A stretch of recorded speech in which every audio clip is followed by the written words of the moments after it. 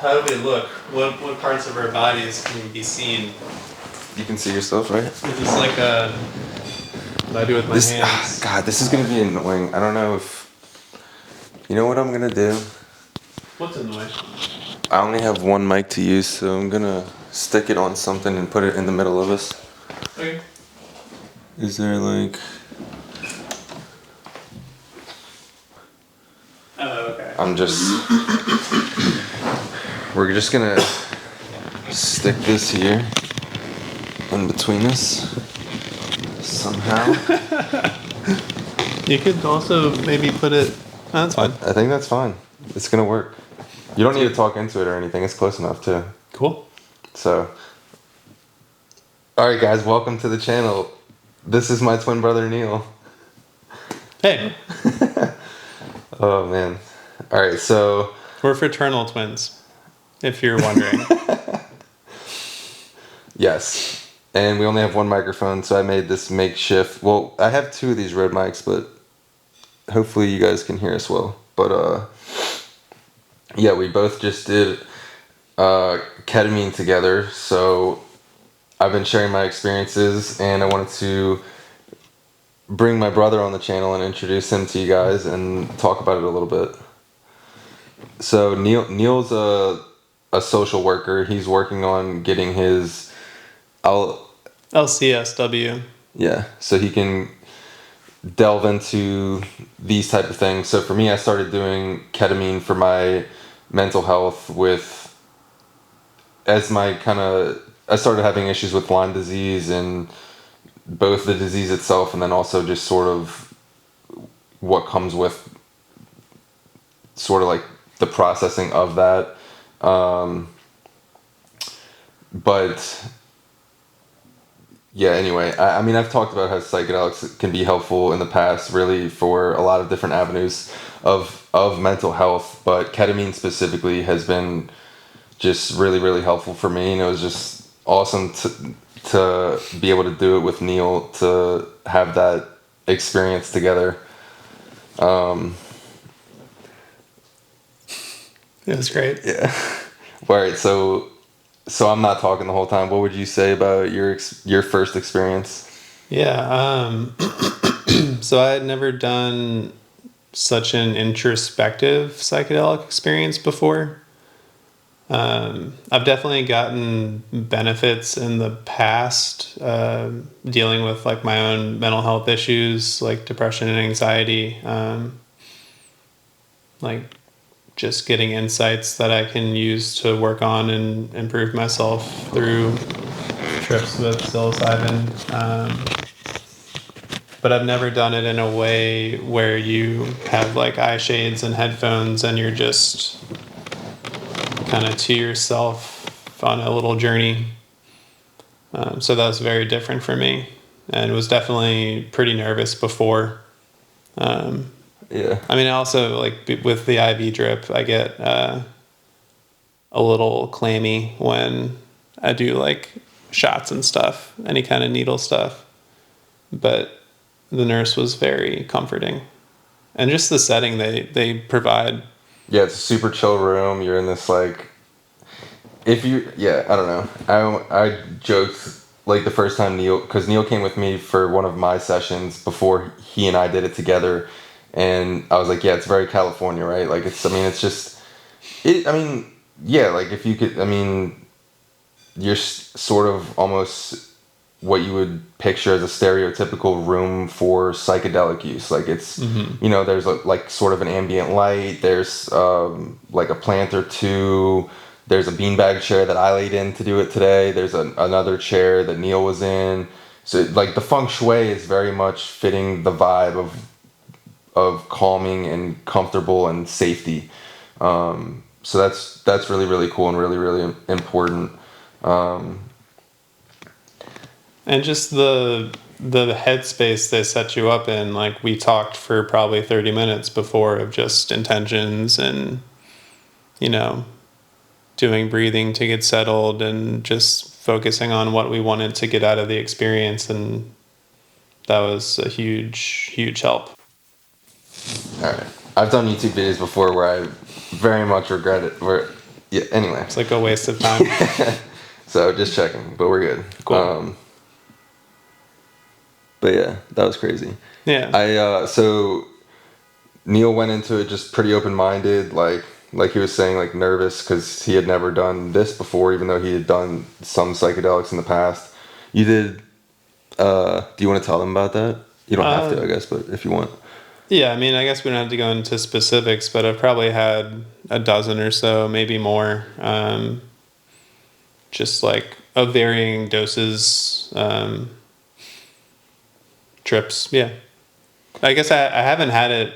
It was something I did more so like between 5 and 10 years ago. And like, I guess I've maybe tripped a couple times. But Like we did it.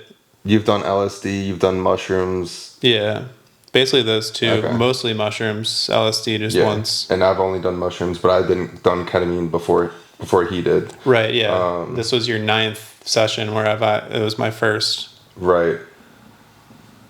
But I think one, yeah, like I had just expressed before we started how going into it, I was also nervous about just stuff coming up because it's an experience where you're going to confront some stuff from the subconscious. And we've had a lot of family issues that like I've been going through over the past year and a half. And I kind of went in saying like, if that comes up, I'll work on it and I'll embrace it. And funny enough, I guess, yeah, like thoughts of certain people came up, but there was no like negative energy or like emotions at all. It was just kind of like delving into it curiously and saying, I'll just embrace whatever happens. Yeah. And that was sort of like my first trip too, because I wasn't thinking about family at all, even though that is what came up. Which every single trip is different. You can't predict it no matter what you're thinking about. I mean, sometimes your mind will take you where you are at before if you're, but for the most part, I think it's helpful to be like very open to the experience and very open to just treating it as meditation and being aware and witnessing what's happening and observing. And that's been like the biggest lesson for me, especially these last couple of trips. So the last video you guys will have seen from up to this point will be actually one of the bad trips that I had. I'd say bad trip. It wasn't fun, but like It was like a difficult experience. Absolutely, it was a very difficult experience. It was not fun, but like there was still something I got out of it. So that's why I put bad in quotation marks, because I mean, Yeah. I'm hesitant to label it as just as that, but I hadn't made them since, so I'd had a few since then. So this is sort of like sharing this experience, but also somewhat the culmination of that, of just learning, really kind of building the skill of just observation of feelings and emotions, and kind of just being able to just do just that, observe and not attach very strongly, just kind of go for the ride and just be fluid. And what we were talking about earlier, that was like Sam said, human beings turn into human doers. Yeah. That was like the best way I've ever heard it put, and it's so true. Like we're just do, and we never, honestly, You got to practice being. Yeah. And like relearn it, because we were talking about childhood experiences and experiencing just that, like it was when like, you're a kid you just are. Yeah, it was. So both of us just felt like this tremendous amount of love, and like I told you in the middle, I was like, dude, I love you, Neil, like at one point. And then I felt at times like a child again, just like in the pure sense of being and not doing anything, and sort of just like exploring, not necessarily like that we were even doing anything, but just like our energy together was just like a childlike love and sort of just being, yeah, that would be the best way I could put it. Yeah. But there was so much like peace in that feeling. It was incredible. That's great. What about Yeah. you? I think I feel like our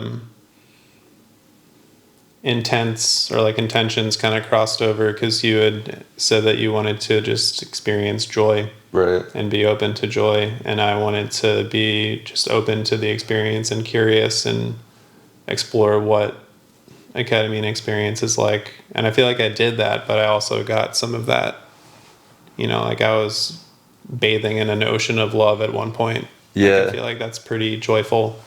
Right. So I had a lot of joy in my experience. Right. So that was kind of a cool, And I was, yeah. like, result of doing it together is like the cross pollination of Right. intentions. Like maybe you wouldn't have, I don't know.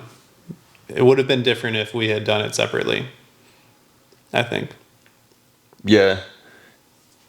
Yeah, we listened to the same music too, so it was almost like we were like, I wasn't expecting to necessarily do that, but when Sam said that, I was like, okay, cool. Like this makes it feel like we're like blasting off together to go on this journey, like in the same spaceship to wherever we're going. Like, Yeah. but yeah, it was cool.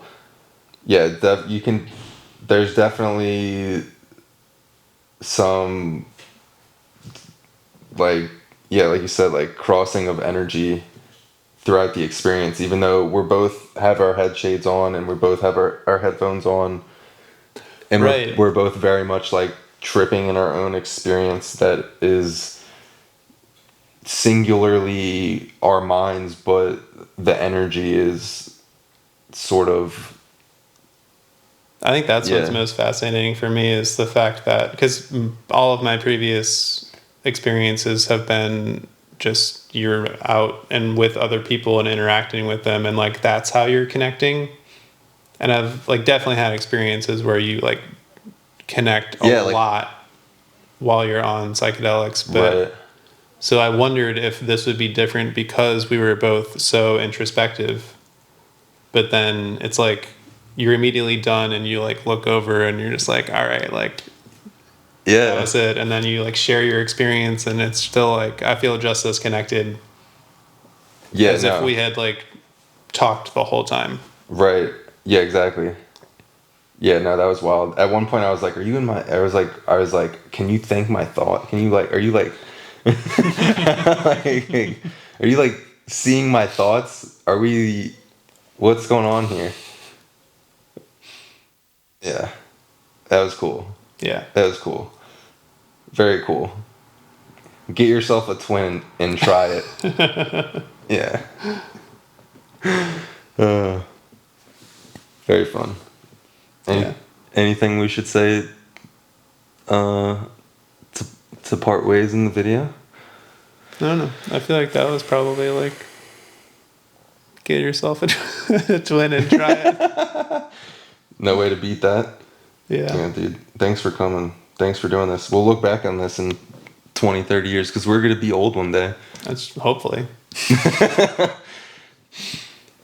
Yeah. No, that would be great. Yeah. I think that's the beauty of, because we were talking about how Sam was like looking back at his previous journals, and this is Right. the exact same thing, just in video form. Yeah, no, that's why I honestly, So it's I don't like know, that's even one of the more better. important things with me with doing social media, like the more fulfilling things. It's like, if it's very fulfilling to, because like I used to see, especially with people who have a lot of footage of like their childhood and stuff, and they can share it like very chronologically. It's almost like I look back and I wish I had that stuff. Yeah. Like I wish I could look, you know what I mean? Like it's cool. Like in the moment, sometimes it can be almost annoying. Like you just want to live in the moment. You don't want to pull out the camera. You don't want to do this. But like, I'm very but appreciative if when you, people take pictures, yeah, no, like it is, because you don't have it. I don't have to do the pulling out of the now, but then it's still captured, and you get to experience that. So yeah, I'm grateful for this moment and to be having you on my YouTube channel and doing this. So Nice. it's yeah, for sure. All right, guys. See you on the next video. Thanks for watching. Make sure to subscribe if you want to see more of whatever this is that I'm doing here. But love you guys. Thanks for the support, and I'll see you next time.